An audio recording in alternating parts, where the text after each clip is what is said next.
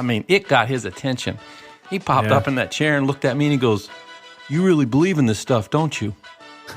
I said, "Yes, I do, or I wouldn't be at your house at an 8:30 on a Wednesday night, 150 miles away from home. I wouldn't be so doing obvious. this if I didn't believe it."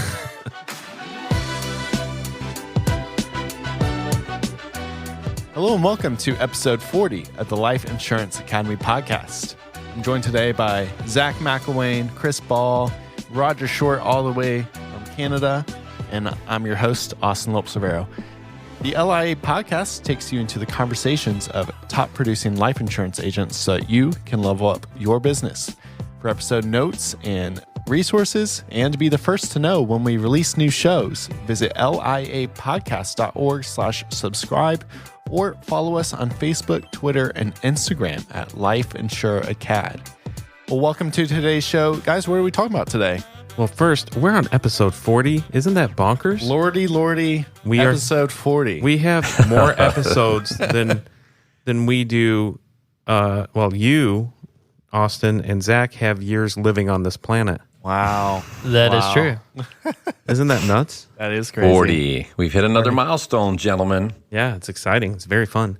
Today we're talking about a strong word, conviction. What? Conviction. Will you say that again with conviction? Conviction. Like, Ooh, that was a good one. Conviction. Little growl. You have to say it with a little growl.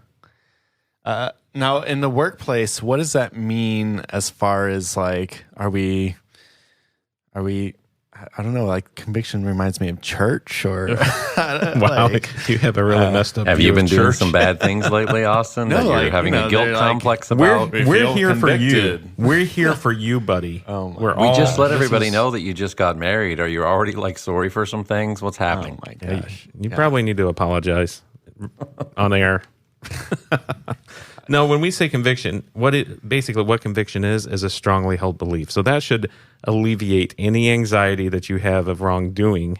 But it is a strongly held belief. And I know it's a funny word when it comes to work, but you can see the effect of conviction in our daily life. We see it with when people talk about faith. We see it when people talk about probably a naughty word in this world is politics. That's like, I don't know where you're going with this. Politics. And we see it. Well, we'll A look. taboo word. It might be a taboo word, better than naughty. Yeah, 'cause taboo word. That was going in the wrong direction fast. Or maybe a taboo word. Or we'll land in a safe space like sports. Or the parts of movies when they're giving the locker room speech and the coach is tearing up. Yeah. Right? Like you're holding back tears and emotions as you're speaking. Yes. So the question is, How does this relate to our listeners? Yeah, that's a great question. So here's the question. How often do you hear people talk about their work with conviction? How often do you hear it? Like, honestly, do you hear it? Should we be talking about our work with conviction? Like, I guess what's the context? Like when you're talking with your buddies on the weekend, do you hear them talking about, man, I love my job. I make a difference. These are things this is what I'm excited about. Or is it, I can't wait to get out at 5:00 every day. My boss is a drag. Things like that. Well, let me ask you this. It can come and go, right?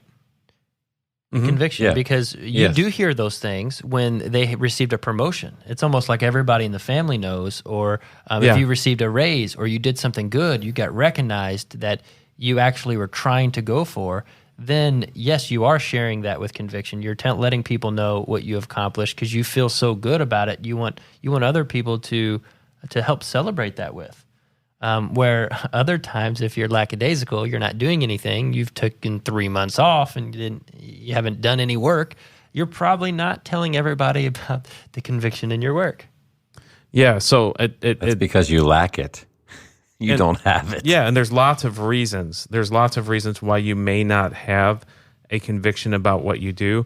But from what we understand in the arena that we work in, is that this is a major ingredient to getting sales. Conviction is a major ingredient. If you lack it, it affects a lot of things. So that's really where we're landing today. And I think the number one, we'll say the first aspect of conviction that we see, or an area that we should pay attention to, is conviction about the value of the product and what we do. That very first thing. And I think many people lack conviction about work. Well, exactly what you said, Roger, is there's not a lot of income coming in. They don't see in their work, a lot of times, they don't see a personal benefit in improving the quality of their work. And we see that a lot of times. I'm not saying in every job. We see that a lot of times in JOB, the job market arena, where you do the same thing. If you improve the quality, it really doesn't move the needle on your income. We also see it with people who don't feel like the work that they're doing really matters. They're making a widget, they're making a thing, they're involved of moving it, selling it, producing it, but they aren't really like, it's just kind of a gray thing in their life that they have to do in order to make money. They're managing reports, they're organizing, doing some office administration, and they don't really see a direct correlation to the value to the client, because someone somewhere is paying for a service, regardless of what industry you're in, right? It's what makes the economy go around. And when you don't have a direct correlation as to the value of what you do to the client, to the end result of what someone is willing to pay for, then it doesn't really matter. And I think that key word in that key phrase, end result, that matters is important, because there are two end results in the products that we sell and the work that we do. The one end result is on the client side, right? On the client side. So if we're selling a policy, a life policy, we'll talk about life specifically, whether it's mortgage protection or final expense, that is going to have an end result for the client. And I don't know about you guys, and I just want to throw this out here personally. If this is a personal thing for you, have you ever known someone who died and didn't have life insurance? Of course. Yeah. Is that a trick question? No. Have you ever known? What was it like for them? Can you describe what that was like? Well, I mean, obviously, doing what we do, there's been numerous times where I've sat with families that the husband or the wife, whichever surviving spouse I'm sitting with, the other one had passed away without it. And I saw the impact. I asked them, how that affected them. What did they do? I'm so sorry for what they had to go through. And even just the other day, 2 days, I got a phone call from one of my clients that's been on the books for years. And we're like best friends. Is she the one who calls you baby? No, that's the other one. No, seriously, she's like, hey, baby, I need some insurance. Yeah. No, so this lady, that was the other one that called me. But this one, she said, I've been telling my sister for years, or to her sister-in-law, I've been telling my sister-in-law for years to get this coverage in place. And she didn't, because she only had coverage through work. Her husband passed away, and he wasn't working. And she had to figure out a way to pay for that. Now she's also doesn't have coverage, and so she wants me to set up a time to go talk to her sister. I just got that call yesterday from that exact scenario. Yeah, and this hits, like, does it hit home? That's the thing. Like, I'm sure a lot of agents, when they hear that question, I would love them to process this question while they're driving. And not so much in the field sales side. Yes, we do see that, but what about you personally? What about your friends? Have you seen that happen? I mean, for us, it was personal. I had an uncle who passed away, didn't have coverage, had some children, my cousins who were doing very well. I mean, you'd look at them and you'd say, wow, they're very successful, head of an HR, head of some other work that they're doing. And realizing, like, oh, this is a financial strain even on them, that it has to be spread out through the family to cover the cost of this. And not what everybody expected. And that's not something you want to deal with in that emotional stress. Like, you don't want to figure out, okay, I mean, based on like everyone's like income, like, all right, well, you take this percentage and then like you all make more. So like, are you okay to take this percentage? And then like, well, I can't really do this. Like those are not the conversations that the family wants to have or enjoys having, or even the person that deceased. If you were to think about that, like beforehand, is that the conversations you want when you pass? Or is it like, man, I remember grandma, like, do you remember when she would do this? Yeah. And we'd all go over there. Yeah. Rather than like, well, I can't do this. I can't afford that. And like, that's, good luck because like I'm out. And then they're leaving. Yeah. Like there's two ways that goes. And like, so what you do matters. Right. Like you are setting the conversations for when these people pass. So you have a firmly held belief about the end result. That's the great thing when we talk about conviction. And Zach, you said it. You know, you've seen enough of these conversations when we're sitting in a home or on the phone with a client, regardless of what product we're selling, that we've had enough conversations where they're saying, yeah, mom didn't have this, dad didn't have this, my uncle didn't have this, my brother didn't have this. And we have seen the end result. It's all about perspective, really. I mean, coming into this, if you're, I came into this very young, but, when I first started, and your perspective is just looking at this as selling insurance or helping families put a plan in place if they don't, and if they don't, well, they should have. It's never looking beyond that of how it affects generations and grandkids and all the family in the past and in the future. And I think the more of these stories that you hear from other agents, the more podcasts you hear and understand the reason people have conviction for a reason, and one thing for me is I had a best friend on a personal level, who actually, his family situation was kind of tough. So he actually lived with me for a number of years. And all through high school, he battled leukemia. He was a top-notch athlete, top-notch student. I mean, this dude was going places for sure. And he didn't have much he was coming from either. He battled leukemia all through high school. He ended up having it twice. He beat it twice. And then right after we graduated, he died in a car wreck on right on the expressway over here on Thanksgiving Day. Wow. On Thanksgiving Day. It's like, wow, look at everything he's been through and what he had to battle and overcome. And he's 18 years old, and he had a full ride scholarship on academics because the leukemia kind of took away all his athletic ability. And he had a full ride scholarship to the University of Kentucky in athletics, and coming home in his first semester for Thanksgiving in a car wreck, boom, gone. And to see what the family had to go through and to see how the community and everybody came together, because did he have life insurance? No. Did his family have coverage on him? No. Did they have any means to help take care of that? No. They had big benefits and fundraisers, and they tried to do everything they could to just help with the financial burden of that. Yeah. And I have a personal friend of mine whose grandparents were pretty much set up. Like he always took care of his wife all of her life, and he was the primary income earner. Very loving couple, very responsible, had money in the bank, retirement income, and had a sizable amount of money in the bank. Did not have insurance in place, and didn't think they needed it. Of course, I heard the story from my friend and about what happened, and he had a stroke, and that caused him, immediately put them in a different situation. And she was trying to provide home care for him. He never recovered, then suffered another injury on top of that. Then they needed home health care, and bills just started escalating. Well, they were burning through the money, and unfortunately, she was not disclosing this to any of her family members because they didn't have any insurance. They were actually burning through the money that was saved up for their retirement or as a safety nest or that umbrella that was going to protect the family in case something were to happen to him. They were burning through this money. And 3 years into this, she was still caring for him and had used up all that money and was now putting things on credit cards. Was now accumulating credit card debt, and he was not in a position to even advise. His ability to communicate was limited. Was just in a tough situation.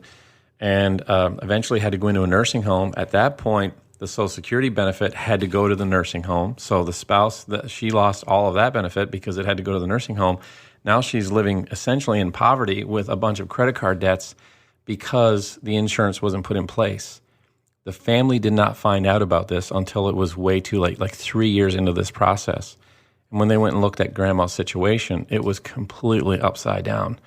21% on interest on credit cards, several credit cards maxed, and just trying to figure out how to survive, and was not surviving because the protections weren't put in place. And this is how it can devastate a family. So when we talk about life insurance policies, I mean, health insurance the same, Medicare plans. I mean, we talk about mortgage protection plans with living benefits included. Like one of the most devastating things that can happen to a family is that someone gets seriously injured, a tragedy happens, but that person doesn't die. But now they have a critical injury or a chronic injury or something that prohibits them from being able to be an income earner for their family. And also now it's an additional expense covering all the things surrounding their care that was not provided for in any type of plan. And that stuff is hard to predict. You can't say that's never going to happen to me. It happens to people all the time. And until it hits somewhere close to home, you don't really realize the impact of it. And I think this is really on a new agent. This part of the conviction conversation is very important to new agents because they don't have a lot of context unless they experience something personally. So when I look at this, here's a measure. Do you have insurance? Do you have insurance? Like them personally? Yeah. Do you personally, did you write an application for yourself? Did you buy insurance? Because otherwise you're speaking in hypotheticals. You don't understand the value because even your family's at risk. Is your family adequately protected as the person in the arena who understands it? And this is have you protected your spouse? Yeah, your spouse, your kids, right? Like your parents. Yeah. Are you speaking? Siblings. Are you speaking with conviction that you understand? You have a strongly held belief that you are saving families' financial futures. Do you have that strongly held belief? So that's a check for you. That is a check. So ask yourself that question. Here's the other question. Why don't I? If you are running around trying to sell life insurance and you don't have life insurance, you don't value it. That's a FACK, FAC, as Jim Harbaugh says. He does say that. It is a fact. So one like objection is, well, Chris, I'm just getting started. I can't afford it. Like, what do you say to those people? What do you say to your client who says that? Right? What do you say to your client? You can't afford not to afford it. Yeah, you can't. That's a great line. You can't afford not to afford it. Knock on a couple more doors. Can your wife, kids, can they afford it? Chris, if you don't see the value as an agent, how are they going to see the value? Oh, no question. Yeah. Like, it translates. That doesn't make sense. If you can't see how it's going to impact their family positively or negatively if they have the coverage or if they don't have the coverage, then how can you paint the picture for them? You have to be 2 steps ahead of your agents and your clients. You have to know exactly what the next step is. Like before I even go into the home, and what I do to teach everybody that gets a part of LIA is the first thing we do is we understand the market. We understand what these people have been through, their health. We understand the types of jobs they work, how hard they had to do to raise their family, the struggles they've been through, the hardships, and also the togetherness of how the family has to come together in a lot of these situations to make just the monthly bills work. And when you can understand the life they've had, the challenges, the hardships, the health issues, the types of foods, and you could put your feet in their shoes, then you can serve every client and you have that conviction. You're going into the home, never meeting Miss Betty. You've never met her before, but you've sat with thousands of clients that are exactly like her. You know exactly how her neighbors live. You know exactly how the people down the street is, her brother is, everybody. And you know the impact before you even meet this family to get personal with it. Yeah. So you get more finely tuned detail, but you know the impact, and the goal is to build value, to have that vision, to speak with conviction so they see that picture. I'm not an artist, but heck, I can paint a good picture in the home of what it's going to do, and that translates in the value, and it translates into protecting their loved ones. So there's 2 sides of the coin on this conviction about the value of the product and what you do.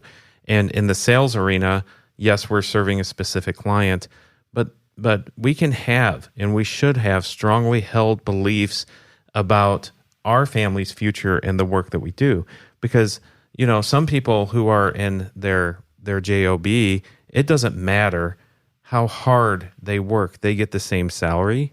But in this arena, if you see more people and you speak with conviction and share your sales, your product, then guess what? What? You make more money. That's right. You make more money, and you are strongly moving your family into their future and into your hopes, your dreams of what you're trying to accomplish. Can I say something you might not agree with? Okay, well, I'm not going to, I promised myself I would not get in a fist fight with you today. No, not again. promised Not myself. again. Not again. Okay, or at least a tickle fight. Go ahead. I would say that is true in everything you do. Like, if you speak with conviction and you understand and you're doing these things in your job, people are going to notice it. It has a different impact. It resonates through your body and your energy. You're going to get a promotion. Your job is going to have a higher salary. Like, I don't care what you do. You feel that you're limited. You feel like there's a barrier or somebody has control, which they do more in that situation than what we do for sure, because this is free reign. But conviction is just important no matter what you're doing. Yeah, I can't argue with that. Yeah. I mean, I just don't know their bosses, right? I don't know their systems and their bosses. Well, their bosses may not have conviction, so they're not that's looking true. for it. Yeah, and in this arena, you are the boss. Go out and make what you want to make and impact your family. When you say that, it takes me back to Gladiator, and we're opening the doors, and everybody's watching, and we have to perform. Yeah, Like, it fires me up. I like it. Let's You go don't know sell. what's coming through Let's those go. doors. You don't know. You know, slowly What comes picking up through the those sand doors. and watching it drop. You know what I'm talking You about? can see it like you're yes. you're having that moment right now. Like, that's picking up your leads and sliding them on your clipboard. Is that same moment? oh, right? love it, dude. I'm feeling Rubbing it. the sand. I feel the between his wind in hands, my the dirt. Austin, when we get a chance, I need you to make an inspirational video of like a side-by-side of like the insurance version of my the Gladiator gosh. I scenes. like it. What a video. Exactly. The other part about That'd be a good. That'd be a conviction- good meme. Oh, I love it. Like when you're charging, they're like, and we're walking up to the door gently, you know, like Just don't wear the same outfit. That'd be a little weird. I could see you doing that. I could do it. I probably would still sell. Another important distinction about conviction is having conviction in your process. And where do you feel like, where do you guys see the challenges in that? Give me more detail on that. What do you mean in your process? Like you have a system that you're working through, and you have to put action and time into that system. So that's what I would call your process, right? I think, you know, you keep asking all these questions, which they're great. And in my mind, these same words keep coming up. It's like vision and confidence, knowing where this system or this process that I'm going to follow, where's it going to take me, and then having confidence that it will take me there. And like everything.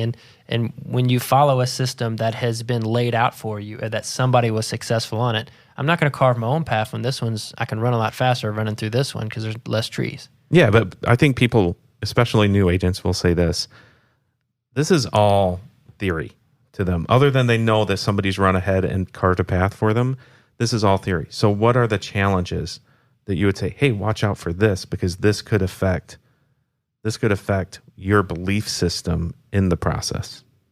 I would say if a client like slams the door in your face or tells you no, I mean, the rejection of it could affect your conviction. Yeah. Like, oh, I thought all these people needed this, but nobody wants it. Like, you know, like that. This is I would my say third- that could affect your personal conviction, is like the people you're trying to help rejecting your help.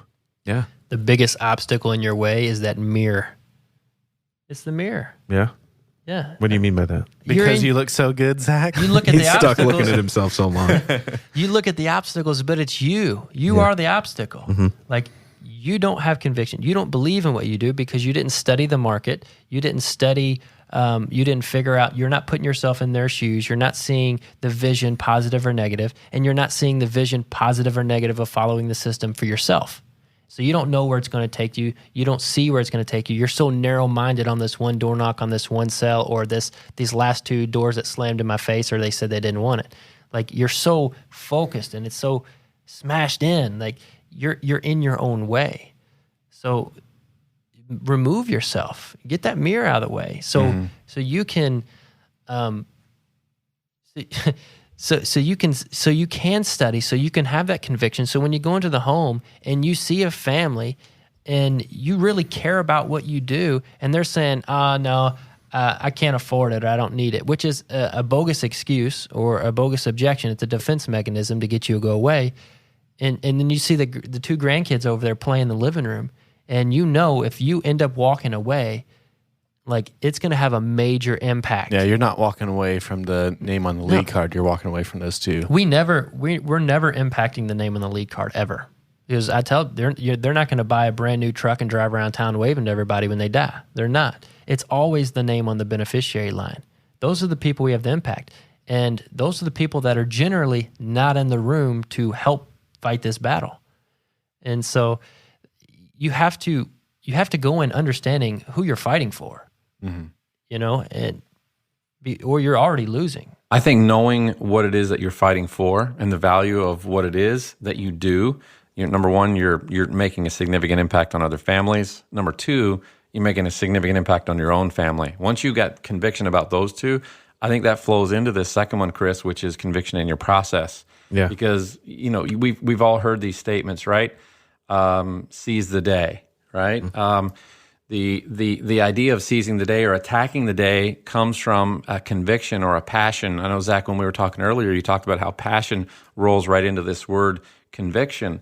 And it sets you up for how you're going to go about your work. If you have a conviction about what you're doing and how it can impact your family's future, you're going to attack your day, your week differently. It's going to flow into your process about how you set yourself up to win. We've talked about activity, and understanding your numbers, but it's going to get you out the door sooner. It's going to get you focused longer. It's going to keep you in the hunt. It's going to keep you in the game, the person in the arena, right? It's going to allow you to be that person and go after those things. It comes from that bigger understanding of the impact that this can make on their life and your life, and it gives you a purpose and a focus, and it translates into your work. Yeah, I really like that because it seems to be like this common thread that's moving throughout, and we're going to get to this next conviction point. But the thing that I want agents to understand, I think people enter it with a lot of enthusiasm. They're ready to go. I see a lot of impatience in the process sometimes because they want it now. And we would not be doing a good service to agents to tell them, if you are driving around seeing people, that is a key point where people start to get in their head and their vision turns into tunnel vision. Another part is where people hang up the phone on them when they're doing phone sales. That is if you get those repeatedly, and guess what? You will. You will.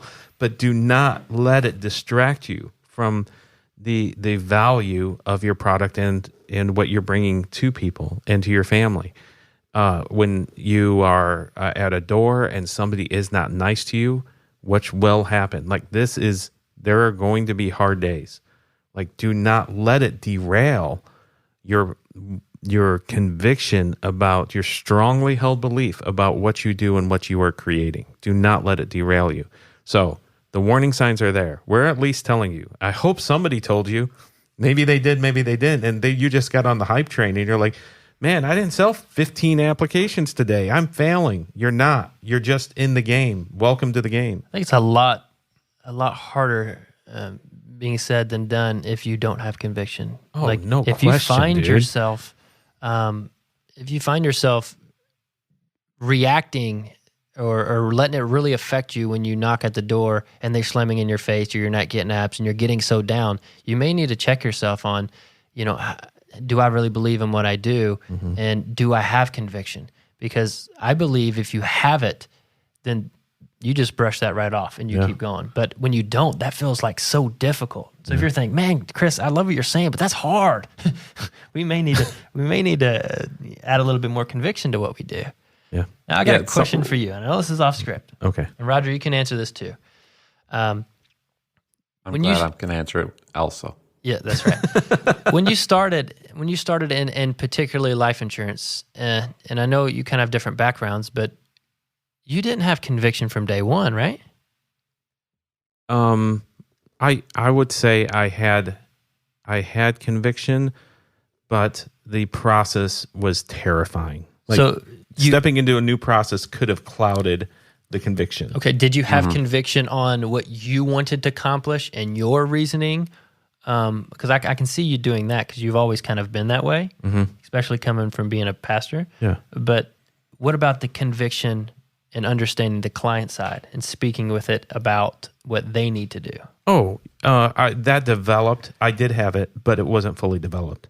And it wasn't fully developed until I had my first death claim. Yeah. Yeah, that's when it was like, oh, this is real. Like, this is reality and this is happening. It probably took me. On one of the very first sits, I think it was the first sit that I'd ever experienced. I found somebody who was in the business, right? And I went and did some ride-alongs with him for 2 days. And we pull up to this one home in a little town, Vilonia, Indiana. And we went into the home, knocked on the door. He introduced himself, showed him the card. We went in, sat down at the table. As they were talking about why he filled out the card and what they were looking to accomplish and how we could help, he went on to explain that his wife had passed away the year before. While they were talking, I'm looking at this side of the table, and laminated in plastic is a newspaper obituary of his wife sitting on the table. It was just sitting there. Neither one of them addressed it. Neither one of them referenced it. I don't think the agent even saw it the whole time, but I saw it, and I was close enough that I could read it kind of on an angle, and I didn't touch it. But I saw that it was there. So clearly this was there now for a year, sitting. Like, this was an important thing to him. And as he was telling about his situation, he was getting emotional. And I got emotional. We walked out of that house and I felt moved. And for the first time, I'm like, this is important stuff. You know, I'm from a large family. I'm the youngest of 10 children. One passed away in the middle as a child. So there's 9 of us that are living. My parents are now aging. And so all my brothers and sisters are older. All of my aunts and uncles were in that same age bracket as this client. And it made me just think about their situations, about the impact and the reality of what could happen. And for the first time, this realization came on, like, this is really important stuff. It moved me. Yeah. Wow. That conviction and process and those mundane, there's just going to be these moments where it hurts, these moments where it's boring, you know, like you're moving through the numbers to see people and impact their lives. You have to have that strongly held belief. And that strongly held belief moves into this new territory of speaking with conviction in your client meetings. And Zach, I will say this, the correlation, the relationship of conviction and process, the more that was developed, the more the conviction in my clients' meetings developed. I started to learn that people are used to being directed. They're used to people moving them into directions in their lives, and they need that. They need people who will come in and speak with authority in these positions. And I believe it even affects how you speak to people, whether you're at the door or in a sit or on the phone. It doesn't matter. Do you believe that? 100%. 100%. Where do you see speaking with conviction versus not speaking with conviction? It's really having resilience. And it's hard to have resilience or being very persistent in what we do, because you have to. You're always deflecting objections. And when we talk about the 5 real reasons when people don't buy, well, the reason that they're giving you throughout the sit is never the real reason. And I say conviction, speaking with conviction, understanding conviction will help you understand what we're talking about here, because it's never that initial objection. So it gives you resilience. It gives you it makes you very persistent to keep going, to get down to what is real and why it really matters and the real value. And talking about that, like coming in, I didn't know what I was doing. I had no idea. I knew I was going to work hard. I mean, I knew what I wanted to accomplish for my family. So I had conviction on that side as far as my passion and my why and what I wanted to accomplish in my vision. But when it came to translating that to door knocks, that helped a lot. Yeah. That helped me to be resilient.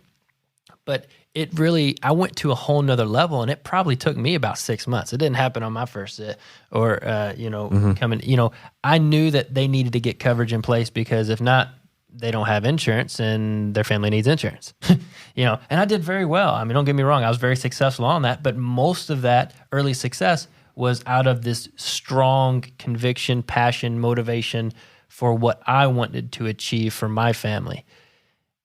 I hit a whole nother level as soon as I understood. And I think it was from following my first death claim when I got a call from a guy I've never heard of before, and a grown man, and he was in his 50s, was crying to me on the phone that his dad had passed away, and he's been trying to get his dad to get insurance for years and years and years, but his dad was stubborn, never liked anybody, never trusted anybody, and even more than that, he trusted me. His dad wrote him a hand note to call me when something was happened, that he liked me, enjoyed our time, and everything's taken care of, and his son said it was all from me. I just got like goosebumps. Yeah. And I was sitting there. I remember I was sitting I was on the front porch. It was like a Saturday or a Sunday. And I walk outside on the front porch because I had this voicemail of this dude just like kind of crying on the phone. I didn't know what it was. So I called him back and he told me all this. And I'm sitting there like, I just wrote 5,000 or 6,000 this week. I did good, made a lot of money. And then I was like, that doesn't even matter. Like, this is different. This is different. And I had that death claim, and I'm sure most people's death claims aren't that personal and they don't have that type of impact. But that was the first moment I was like, wow, I've never even met this guy, but I feel like I'm a huge part of his family. And he was just the name on the beneficiary line. And the obstacles that the family has to go through and the worry, and this guy just shoot everybody away all the time. And at that moment, it became dynamic difference because not only was I had conviction and passion and motivation and all those other words for what I wanted to accomplish in my life, when I can match that up and I really want to have that passion and conviction of changing other people's lives at the same time, when you have both, dude, there's no stopping. It is absolutely dynamic. There's nobody you can't help. Your confidence goes through the roof, and you're truly making a difference for the right reasons in the right direction. And there's no looking back. I mean, that's the difference from these crazy top producers versus an average producer. When you believe in what you do and you have conviction about the value of what you do for them and for your own family, when you're in those client meetings and you're in your sit or you're on the phone and you're having these conversations with people, it's going to come out. Like your conviction demonstrates itself in the form of passion and enthusiasm and a 100% belief that your client is moving forward with decision because this is absolutely necessary. I remember going into a home with a client, and the wife had filled out the card and had made the request of information. The husband may have known about it, but wasn't really dialed into it. And he had always put it off. He's one of those guys that feels like, hey, if I fill out a life insurance application or if I apply for a policy, it must mean I'm going to die. So therefore, I'm not going to do that. So I'm going to be the one person that makes it out of here without dying. And they go into this denial place. I'm in this home and I'm working, and I could tell this wife wants like these policies for her and her husband is being dismissive. And there was a point when I looked at him and I said, let's say Mr. Williams, can we just turn off the TV for a moment? Because I know that you're distracted and you're looking at the TV and you're probably wishing I wasn't even here, to be honest. And I don't have to be here, but I'm here because your wife had filled out a card. And it seems to me that it's very obvious that she thinks this is very important for you both to have, for both of you. If something happens to her, she wants you to have enough money to take care of her. And if something happens to you, God forbid, and when it happens to you, because it's going to happen to all of us, she wants to know that she'll be okay without you being here. Now, whether you want to think about that or not, right now is irrelevant to the fact that it is going to happen. And you can wait till the next guy or the next lady or the next lady or the next guy and next year, but one day it's going to be too late. So we can take care of this now for your wife and family. We can address it and have a great conversation, and I can help you put a good plan in place. Or you can continue to ignore it and say to yourself and to your wife, this doesn't really matter. Is that what you want to say, or do you want me to continue? I mean, it got his attention. He popped up in that chair and looked at me and he goes, you really believe in this stuff, don't you? I said, yes, I do, or I wouldn't be at your house at an 8:30 on a Wednesday night, 150 miles away from home. I wouldn't be so doing this if I didn't believe it. Like, we're going to move forward. Your wife needs a benefit. Can you hear her saying that? She loves you. She wants you to have a benefit in place for her, and she wants to have one in place for you. This is not about you. This is not about you dying. This is about what happens after that. After that. So my question is, do you want to take care of your family? Yes. All right, let's move on then and focus and get this done. When we're all done, that guy walked outside with me when his wife wasn't there and walked out and put his hand in my hand and held on. And he said, I want to let you know that most people don't come into my house and talk to me like that. And he just held onto my hand, and I'm looking at him, I'm going, is he going to hit me? What is he going to do? And he said, I want to thank you for being straight. Most people don't shoot it straight. He used some colorful language, right? But he said, most people don't shoot it straight. And you shot it straight with me, and I respect that. So thank you. That was it. He nodded his head, and he let me go. So like your conviction is going to come out with passion and belief in what you do and enthusiasm. Frank Betcher, in his book, How I Raised Myself from Failure to Success in Selling, says that enthusiasm, this word, this underlying belief and passion and an excitement and 100% confidence that what you're doing matters is the single biggest factor that will move people forward to make a decision in their best interest. And that's what we're doing. We're getting people to move forward. Enthusiasm. Look that up. The genesis of that word comes from a word entheos, or spirit within, coming out, like it's coming out of you. How much conviction do you have? How much passion and enthusiasm is coming out in your sits? If it's not, if you're just doing this information exchange, it's not going to move the needle. This is an emotional buy.